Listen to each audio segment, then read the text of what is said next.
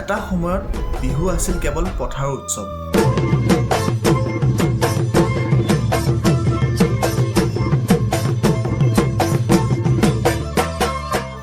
কিন্তু স্বৰ্গদেউ ৰুদ্ৰসিংহৰ সপোন আছিল বেলেগ। তেওঁ বিচাৰিছিল একতা। বিনা যুদ্ধই কেনেকৈ প্ৰজাক একত্ৰিত কৰিব, কেনেকৈ দেখুৱাব আহোমৰ পৰাক্ৰম। তেতিয়া ৰুদ্ৰসিংহৰ মনলৈ আহিল এই যুগান্তকাৰী বুদ্ধি। তেওঁৰ নিৰ্দেশতে আৰম্ভ হ'ল এই ৰাজকীয় ম'হ যুঁজ আৰু বুলবুলি চৰাই যুঁজ।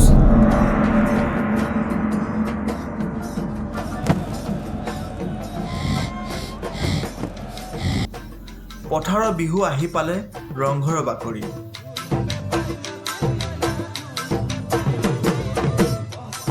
আজিৰ এই মেজি জুইত আছে সেই ৰাজকীয় গৌৰৱৰ ইতিহাস।